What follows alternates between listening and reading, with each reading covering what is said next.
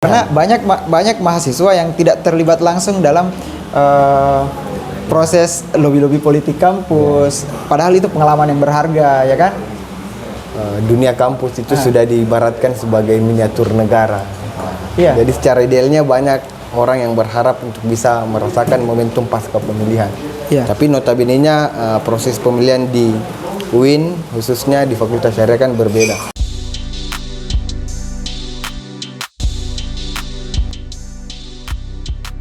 Assalamualaikum warahmatullahi wabarakatuh. Halo kawan-kawan, hari ini saya ditemani oleh kawan di samping saya, biasa dipanggil Bongkar. Nama aslinya siapa? Nama aslinya Muhammad Arya Dwi Madaprama. Oke, Muhammad Arya Dwi Madaprama. Dwi Madaprama. Beliau ini adalah Ketua Dewan Mahasiswa atau DEMA Fakultas Syariah dan Hukum UIN Alauddin Makassar. Dan sekarang saya justru ingin lebih bernostalgia bersama kawan saya di samping saya ini karena kita pernah di posisi yang sama, tapi namanya beda dan proses pemilihannya itu berbeda. Kalau saya dulu menjadi ketua BEM itu dipilih secara demokratis. Ya, demokrasi liberal, pemilihan langsung gitu ya. Karena semua mahasiswa ikut memilih. Oh, jadi semua mahasiswa masih memilih pas zaman. Semua mahasiswa masih memilih. Tapi setelah periode saya sudah menggunakan sistem perwakilan. Ya, delegasi. Dan menurut saya yang melihat dari luar, nuansa demokrasi kampus itu menjadi berkurang. Bagaimana tanggapan Bapak soal itu? Kalau proses demokrasi di kacamata pemilihan ya? Iya, bagaimana? Proses pemilihannya. Atau di luar pemilihan. Karena banyak mahasiswa yang tidak terlibat langsung dalam proses lobby-lobby politik kampus. Padahal itu pengalaman yang berharga, ya kan? Betul. Karena diserahkan suaranya itu diwakili oleh ketua tingkat. Kemudian diwakili oleh ketua himpunan ya. Himpunan naik dan gitu seterusnya. Ya, sampai ke atas. Ya kita mengikuti gaya pemilihan parlementer, senat itu tuh. Nah, cuman oke, untuk persoalan pemilihan itu ya kalau idealnya kan, kalau biasa kita juga dengar kutipan-kutipan dari orang bilang dunia kampus itu sudah diibaratkan sebagai miniatur negara. Iya. Jadi secara idealnya banyak orang yang berharap untuk bisa merasakan momentum pasca pemilihan. Iya. Tapi notabene-nya proses pemilihan di UIN khususnya di Fakultas Syariah kan berbeda. Tapi kalau secara ideal saya katakan ya, keinginan saya lebih person itu ya mau juga untuk melibatkan bagaimana teman-teman bisa merasakan, bukan hanya terdeskrip saja sama beberapa orang. Oke. Iya. Kalau tanggapan saya bisa dibilang masih kurang demokratis. Kurang demokratis. Jadi seharusnya kalau disebut sebagai pemilihan itu ya harusnya semua mahasiswa memilih. Kalau mahasiswa syariah 1000 ya 1000 orang memilih. Karena kan impactnya juga bukan sekedar Keti saja yang rasakan. Iya. Dan bukan juga Keti saja yang bertanggung jawab. Apatisme mahasiswa terhadap dunia mini politik di kampus itu menjadi semakin berkurang juga kan? Kalau sampai sekarang gimana dampaknya? Maksudnya perhatikan teman-teman di sekitar, misalnya orang-orang yang mau terlibat di himpunan, orang-orang yang mau aktif di organisasi ekstra, itu kan menjadi semakin meningkat. Sedikit.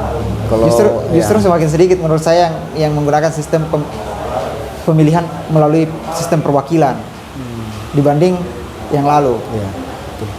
Karena kan dia tidak rasakan secara langsung, mungkin salah satu itu akarnya. Iya. Kalau persoalan sekarang melihat apatisme mahasiswa itu terhadap dunia kampus ya, mungkin sampai sekarang saya bisa katakan ada yang meningkat. Ya. Apanya itu yang meningkat? Peningkatan. Apa yang meningkat? Sifat perhatiannya terhadap lembaga itu sudah menurun sekali. Oh begitu. Iya. Jadi sekarang sikap apatisnya dia meningkat dalam artian apa? Untuk berproses dalam satu lembaga saja sudah dibukakan ruang, bahkan sedikit cerita kan sebelum sampai ke bangku di DEMA ini ya alhamdulillah pernah dikasih bangku di HMJ, di PMH. Dalam setiap kegiatan itu semakin susahnya untuk mencari satu SDM. Saya kasih sertifikat plakat penghargaan kepada ketua panitia supaya ada upaya menumbuhkan semangat teman-teman berlembaga. Jadi sampai sekarang saya bilang masih sulit ya untuk cari SDM dari setiap lembaga. Oke. Jadi memang semangat teman-teman untuk berlembaga di lembaga kemahasiswaan sekarang itu menurutmu Ya ada sedikit penurunan. Kurang? Ya, kurang. Agak kurang. Ya, ada kurang. dan impactnya apa kalau teman-teman menjadi menurutmu? Ya. Impactnya apa? Ya kalau impactnya itu tadi persoalan apatis, acuh tak acuh sama persoalan yang seharusnya kan posisi mahasiswa itu sebagai middle class atau kelas menengah di tengah masyarakat itu sudah tidak sadar lagi dengan fungsinya. Jadi Akhirnya? secara tidak langsung nanti imbasnya juga atau output keluar itu akan mengkonstruksi atau memetakan pemikiran masyarakat, mahasiswa kurang values, kurang nilai nanti keluar.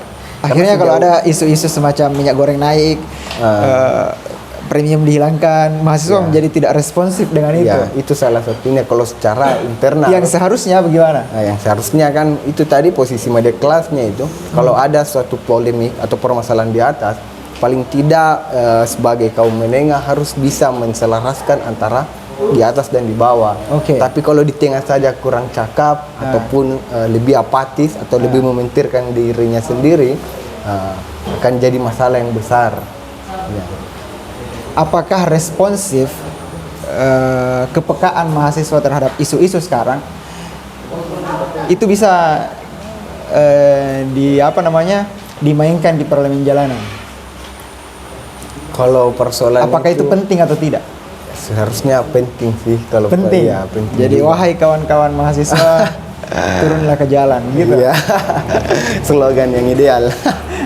Slogan yang ideal. Harusnya begitu. Tapi sekarang faktanya apa di Makassar? Sekarang lebih cenderung masalah, kalau saya melihat polemik mahasiswa secara internal itu lebih banyak menyelesaikan masalah internalnya saja, kurang lagi berbalut ke masalah yang eksternal dalam artian kayak minyak goreng apa tadi. Ya terkhususnya ini kan di UIN Iya. sendiri itu masih sibuk persoalan ya UKT BKT, persoalan surat-surat edaran maupun beberapa polemik yang lain. Apa polemik yang paling hot isu sekarang di UIN? Kemarin baru-baru saja tanggal 10 Maret ya. Hah? Di 10 Maret bulan 3 2022 ini baru-baru ada surat edaran yang dikeluarkan pihak universitas. Siap. Nomor 204 kalau nggak salah tahun 2022 itu tentang persoalan ruang lingkup lembaga internal. Ada spesifikasi regulasi yang dilahirkan daripada pihak universitas yang dimana di poin 1 itu ruang kreativitas mahasiswa itu kemudian semakin dikebiri, Apa itu, disempitkan karena poin lembaga kemahasiswaan itu kemudian diwajibkan untuk membuka atau mengadakan suatu kegiatan pukul 6 sampai jam 17.30 kalau nggak salah. Oke. Jadi semakin sempit ruangnya. Sedangkan sama-sama kita ketahui persoalan kreativitas mahasiswa itu tidak boleh dipotong begitu saja. Iya, Oke. karena banyak sebenarnya kegiatan mahasiswa itu, istilahnya kegiatan tengah malam itu kemudian sulit lagi untuk dilakukan karena persoalan wadah, kurang nih wadahnya. Padahal bingung kita ini, UIN kan kampus yang berlabel peradaban, tapi istilahnya dia yang potong sendiri tuh. Apakah peradaban hanya sampai jam 5:30 sore? Iya, karena kalau kadang kita mau mematahkan pemikiran orang bagaimana metode untuk merelevansikan antara perkuliahan dengan organisasi, ya paling tidak pekerjaan organisasi itu bisa dialokasikan ke waktu malam karena kan Oke. padat Jadi yang dituntut oleh kawan-kawan adalah diberikan ruang untuk berkreasi dan beraktivitas Iya. di malam hari di kampus. Iya. Apa pertimbangannya? Kenapa misalnya kebijakan ini dikeluarkan oleh Ya kemarin sependek pengetahuan saya di tahun 2019 itu salah satu alasannya dikeluarkan karena ada tindakan amoral yang terjadi di lingkup UIN itu sendiri. Oh, jadi edaran ini memang keluar karena merespon Iya, sebuah merespon, peristiwa iya. yang ada. Tindakan amoral bahasanya begitu dikeluarkan sama itu dijadikan sebagai alasan. Oh, Sehingga tapi dalam tidak nilai- ada jangka waktu sampai kapan ya? Nggak ada.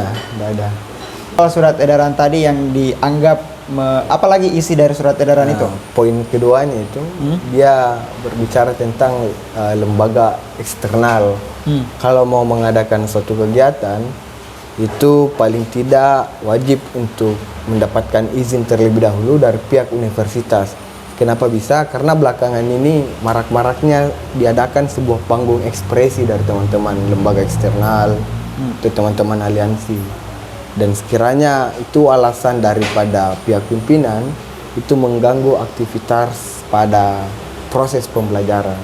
Tapi sangat jauh berbeda kalau kita lihat apa yang dilakukan dan apa yang menjadi pemikiran pimpinan.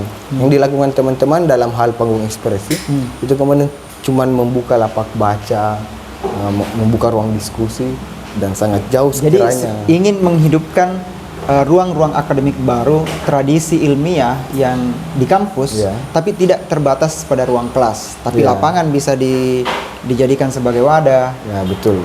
Kafetaria bisa ditumbuhkan sebagai ruang-ruang akademik. Jadi tidak terbatas pada ruang kelas, sehingga kultur belajar juga tidak semata-mata berorientasi atau kita dalam tanda kutip disempitkan ceritanya. Iya, dan hanya perspektif dosen saja, tapi banyak teman-teman yang punya gagasan-gagasan menarik itu bisa disampaikan ke teman-teman yang lain gitu ya. Kira-kira begitu maksudnya panggung ekspresi. Salah satu alasan kenapa teman-teman untuk menghidupkan panggung ekspresi ya itu tadi. Apa lagi? Terus yang keduanya juga kenapa teman-teman mengadakan panggung ekspresi itu ya untuk bagaimana teman-teman ini betul-betul bisa merasakan euforia selaku mahasiswa berdiskusi, bertukar pikiran di tempat umum maupun di sisi yang lain. Maksudnya dalam soal pemikiran ataupun kreasi itu tidak ada pun yang bisa memberikan suatu batasan, termasuk kampus itu sendiri. Saya mau tanya, di panggung ekspresi itu ada juga tilawatil Quran? Sampai saat ini yang saya lihat belum ada. Nah, kayaknya perlu diadakan juga itu supaya muncul juga tradisi. Tapi untuk persoalan itu tidak menutup kemungkinan terjadi juga di panggung ekspresi yang lain. Betul.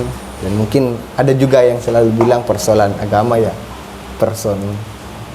mungkin ada juga yang selalu berpikiran persoalan ibadah apa dan agama. Persoalan agama itu dikip untuk dirimu sendiri begitu? Ya. Oke. Apalagi isu-isu yang menarik di kampus sekarang? Yang membuat teman-teman ini menjadi kurang peka terhadap isu nasional. Ya itu. Sepakat kalau saya bilang begitu? Ya, mahasiswa sekarang kurang peka sama isu nasional. Kalau keseluruhan ya tidak sepakat. Masih ada beberapa mahasiswa. Kalau lingkup UIN sendiri ya adalah masih rutin merespon isu-isu kayak kenaikan minyak. Itu kan sangat berdampak dengan khususnya kelas menengah ke bawah ini, penjual gorengan kayak kita ini yang di kafe yang butuh minyak, ya kan? Termasuk mobilitas mahasiswa ketika premium dihilangkan, kan semakin ada semua dampaknya ke berbagai sisi gitu, dan yang mendapatkan dampak ini justru kelompok-kelompok rentan, apalagi kelompok kelas bawah. Sementara perputaran ekonomi kita belum terlalu baik. Saya bukan anak ekonomi yang bisa menjelaskan dengan detail bagaimana hubungan itu, tapi sebagai mahasiswa atau masyarakat biasa punya kepekaan terhadap isu itu, bahwa kita harus menyuarakan, bagaimana mahasiswa sekarang menyuarakan itu. Ya itu seperti yang disampaikan tadi, kondisi mahasiswa sekarang itu masih lebih disebutkan pada persoalan internalnya. Kan pertanyaan tadi yang mendasar bilang apa yang menyebabkan ini atau apa saja persoalan internal yang sulit untuk lagi diakses secara eksternal oleh teman-teman mahasiswa. Ya mungkin ada polemik yang sudah menjadi kebiasaan. Di UIN itu persoalan rekategorisasi UKT BKT. Ini perasaan ini saya di UIN dari sekian dan kita sudah mendiskusikan itu dari dulu. Iya, cuman kalau dulu mungkin ada sedikit perbedaan sama sekarang. Kalau saya lihat ini sekarang bukan letaknya pada pusat atau Kementerian Agamanya. Karena salah satu analogi case atau kasusnya itu kemarin persoalan pengurangan UKT itu sudah dikeluarkan sama Kemenak, tapi belum disikapi sama universitas. Nah, terus merosot lagi ke fakultas, belum ditindaki, sehingga itu yang menjadi kefokusan teman-teman. Salah satu itu. Terus persoalan kedua juga ada polemik-polemik yang baru, seumpama seperti kasus pelecehan seksual. Kadang Ada sekarang ya? ada, cuman Di kampus Islam? Iya, kampus Islam. Cuman sampai sekarang belum terlalu di brand ini kasus, belum terlalu terlihat lah. Oke. Menarik. Ini mungkin terakhir ya. Apalagi yang mau disampaikan soal keluh kesahnya mahasiswa sekarang?